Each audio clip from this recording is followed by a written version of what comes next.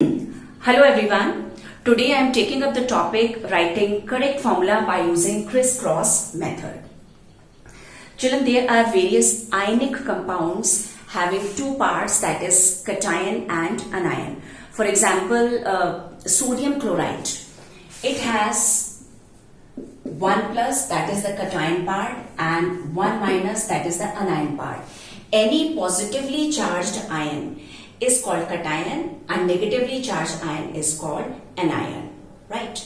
And children, positively charged ions are formed by losing electrons, and this is formed by metals. Sodium is a metal. I am giving you few more examples like Ca2 plus, because it loses 2 electrons, so it acquires this charge and it becomes ion.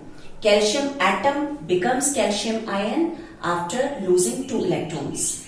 Same way, when anions are formed, what happens? They gain electrons. When chlorine atom gains 1 electron, it acquires 1 minus charge. Another example is O2 minus. See children, it is written like O minus minus also. And oxygen atom after gaining 2 electrons becomes oxide ion, right? And children, all the positive ions are formed from metals and negative ions from non-metals. You have to learn these charges or the valencies from some book, and only after that you will be able to write this chemical formula by criss-cross method. So this learning of the cations and anions, what is the charge on a particular ion, that should be clear to you already, right? Children, there are also polyatomic ions. For example, sulfate. It is a group of 5 atoms, that is polyatomic, and it has 2 minus charge. So this is a polyatomic ion. Even hydroxide, when it is more than 1 atom, we call it as polyatomic ion. It also has 1 minus charge.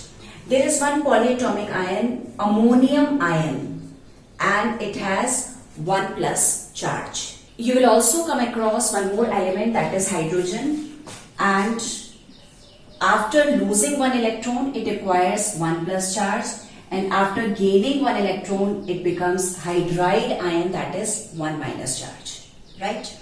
And you must have seen that whenever I am taking the name of any negative ion, I am not simply saying this is chlorine ion. I am calling it chloride, oxide, hydride, right? But in case of positive ions, I am simply saying sodium ion, calcium and hydrogen ion. So while naming the compounds also, the same thing we take care of, like sodium chloride. So sodium is positive ion and we are simply calling it as sodium. But chloride is an ion and we are calling it chloride, not chlorine. So you have to be very careful while naming the compounds also, right? NaCl cannot be called as sodium chlorine. It is sodium chloride. So this was just a simple introduction of cation and anion, and now how you can use these cations and anions for writing the correct formula, that I am going to tell you with the help of few examples. Before I give you examples, I also want to convey one more information. That is, all the ions, whether cations or anions, if they are carrying the valency 1, whether it is 1 plus or 1 minus, they are called monovalent ions. Like Na1 plus, Cl1 minus, H1 plus, H1 minus, I1 minus, all are examples of monovalent ions. And if there is valency 2 plus or 2 minus, that is divalent ions. Di means 2, like Ca2 plus, O2 minus, S2 minus, Zn2 plus. So all these are examples of divalent ions. And same way there are trivalent ions also, like Al3 plus, N3 minus. So here I am giving you some examples. Be very attentive. First compound is sodium chloride and we have to write its formula. Children, you will write the ion of sodium, which is written like this, Na1 plus. It is a cation. Now you will write chloride ion also, and it is Cl1 minus. Now you have to put a cross to show that this number 1 will be shifted at the base of Cl and it will be written as subscript. That means in small size at the base of Cl. This one from Cl will be shifted to here. This is all we are doing to write the correct formula. This is Na1 and this is Cl1. Remember that this 1 has come from here and this 1 has come from there. Now, whenever there is 1, you can always skip writing 1 and it simply becomes NaCl. That is the formula of sodium chloride. Second example is potassium iodide. Again, write the ion for potassium. It is 1 plus. For iodide, it is I1 minus. This 1 will be shifted here. This 1 will be shifted here. So it becomes K1, I1. Again, we can skip writing 1 and it becomes Ki. That is the correct formula of potassium iodide. Another example, lead iodide. It is Pb, that is plumbum, and it is 2 plus. For iodide, it is I1 minus. You can see from here also, it is I1 minus. Now this 2 will be shifted here. This 1 will be shifted here. So it becomes Pb1 I2. Again, we can skip writing 1 and this 2 we have to write definitely, and it becomes Pbi2.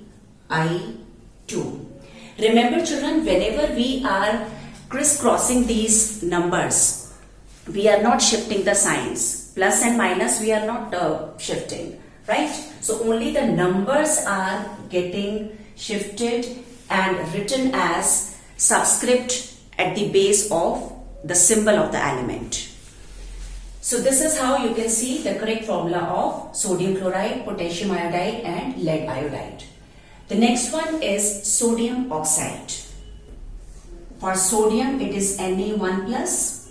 For oxide it is O2 minus.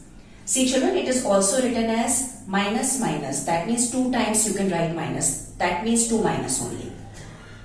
Now this 1 will be shifted here, 2 here.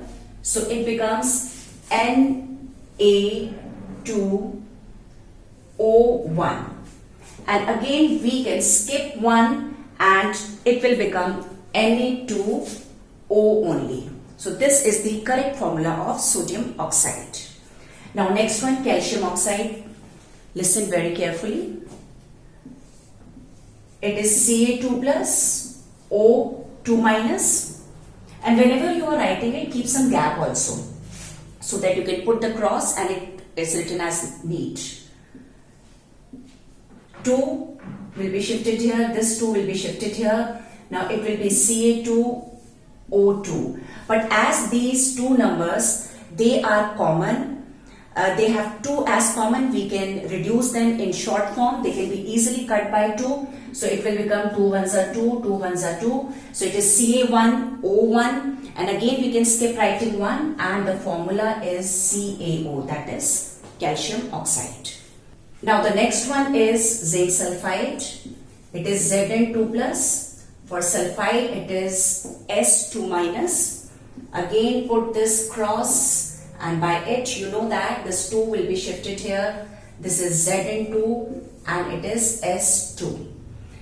We can cut it, 2 ones are 2, 2 ones are 2, and the formula comes out as ZnS, zinc sulfide, right? Now children, another aluminium oxide. It is Al3 plus. For oxide it is O2 minus. 3 will be shifted here, 2 will come here, and it becomes Al2O3. As you can see that 1 is not there, it is number 2 and number 3. So this is the correct formula of aluminium oxide, that is Al2O3. Now a few more examples. Children, in the list of cations and anions, you have seen that few elements have 2 valencies. Here I am taking two examples, one of copper, another of iron. You know that copper has valency 1 plus also and it has valency 2 plus also.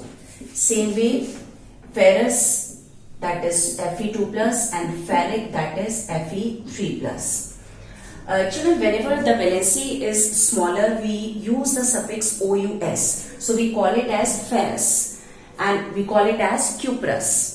And we use the suffix IC, that is ic, whenever the valency is larger than the other one. So it is ferric and this is cupric, right? And we also write them in different manner. So that I am telling you with the help of this writing the formula. Children, first of all, I am writing the oxide of this. We are going to write cuprous oxide now, right? And children, it is also called copper 1 oxide because its valency is 1 plus, right? So copper 1 is written. Now this 1 will be shifted here, 2 will be shifted here. So it comes out as Cu2O1. So again we can skip writing 1 and the formula simply becomes Cu2O, which we call as cuprous oxide or copper 1 oxide. Now look at this one. If we write its oxide, it will be called as cupric oxide or we can call it as copper 2 oxide. Now this 2 will come here, this 2 will come here, it will be Cu2O2. Again we can cut 1 and it becomes CuO. That is copper 2 oxide. Look at this one. Here I am telling you with the help of chloride. It is Cl1 minus and we call it as ferrous chloride. Right? We will call it as ferrous chloride after writing the formula. This 2 will come here, 1 will come here and it becomes Fe1 Cl2. 1 we can skip writing and the formula comes out as FeCl2. We can write it as iron 2 chloride also, just like we had written 2 here. So iron 2 chloride also we can write, or we can simply call it as ferrous chloride. Now another one, that is again I am writing for chloride only. 3 will be shifted here, 1 will be shifted here. It is Fe1 Cl3 or simply FeCl3 and we will call it as ferric chloride or iron 3 chloride.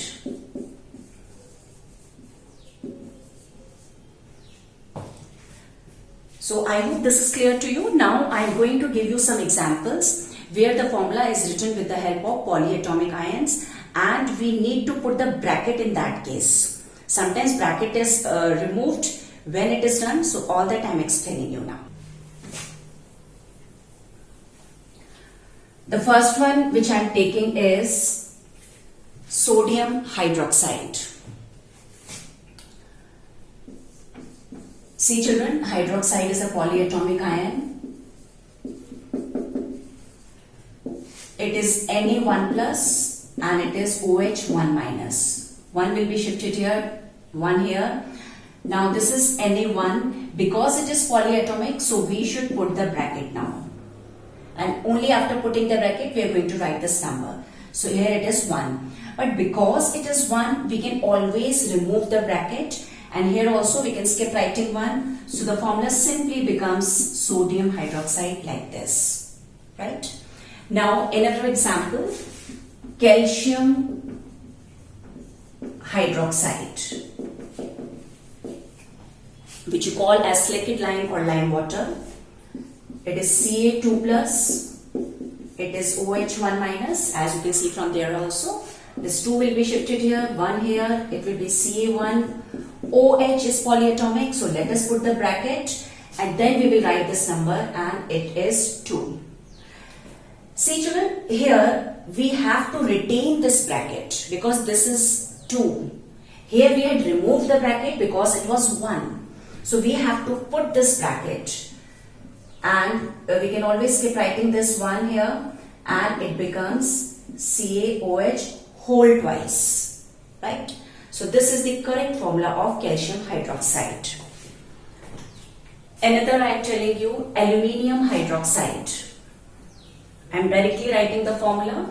It is Al3 plus and OH1 minus. 3 will be shifted here, 1 here, Al1. So I am not writing here 1 and OH, put the bracket, very important, and write here 3. So this is aluminium hydroxide, that is AlOH whole thrice, right? Another example, calcium sulfate. See children, calcium 2 plus, sulfate is SO4 2 minus, right? This is polyatomic ion. This is how shifting of numbers will take place, and it is Ca2 and SO4 we have to put in the bracket, and then we will write this number 2 here. Now this 2 and this 2, focus on these, right? Don't consider this 4, that we can cut 4 also. This mistake often many students do it, so be very careful. Only you can cut this 2 and this 2. It is 2 ones are 2, 2 ones are 2, so it becomes 1 and 1. Because it is 1, so we can remove this bracket now. Fine? And it is CaSO4. So that is the correct formula of calcium sulfate. One more I am taking, aluminium sulfate, Al3 plus, SO4 2 minus. So I hope you know what I am doing, SO4 and 3. This is the correct formula of aluminium sulfate. Have a look at another example. Calcium phosphate. It is Ca2 plus, PO4 3 minus, right? So see how the numbers will take their final position. It is Ca3 and it is PO4 whole twice, right? So this is calcium phosphate. Few more examples. Sodium carbonate. It is Na1 plus, carbonate is 2 minus. So 1 and 2. Children, it is very simple to put the cross, right? This 2 is coming towards here, so you put the arrow here. So after giving so many examples, I am sure that you have understood it. Na2CO3, I put the bracket and 1 will be here. But I can remove this bracket and simply the formula can be written like this. This is sodium carbonate. Another is sodium bicarbonate or sodium hydrogen carbonate. It is sodium ion, and bicarbonate or hydrogen carbonate is this, and because it is one, so I am skipping writing this one. And I am also not writing the bracket. It simply becomes NaHCO3. But if it is calcium bicarbonate, Ca2 plus, HCO3, 1 minus. See children, this 1 will be shifted here. This 2 will be shifted there. So I need to put the bracket. And yes, I will retain this bracket because this is 2. So this is calcium bicarbonate. Now some formula which you often come across, potassium permanganate. You have heard this word. It is a water disinfectant, and this is potassium, this is permanganate, and 1 and 1, and it becomes MnO4 1. So here again we can skip writing 1, we can remove this bracket also. KMnO4 is the formula for potassium permanganate, right? Another is potassium dichromate. See children, it is K1 plus, dichromate is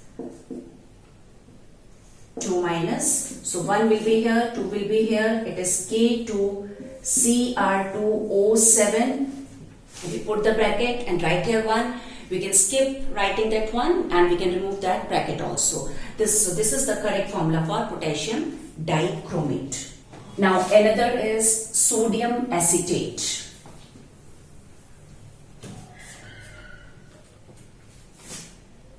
See children, acetate ion is this and sodium is this, right? So one will be shifting here and this one will be shifting here and it becomes Na1CH3COO. I put the bracket and I remove this bracket also. It is NaCH3COO. But you will see that whenever we write the formula for sodium acetate, this is sodium acetate, we write it like this only, CH3COO, and Na is written at this side. The reason is, children, this is the formula for acetic acid, and sodium acetate is always formed when this hydrogen gets replaced by Na. So this you are going to study in another chapter. So this is how we write the formula of any compound. Whenever acetate is involved, we write the positive ion on the other side, and negative ion, that is acetate ion, is written first of all. So I hope children, with these many examples, it has become clear to you how to write the correct formula. So practice writing more and more formulas so that you always write them correct and in a very less time. So develop confidence by practicing more and more. Good day to you all.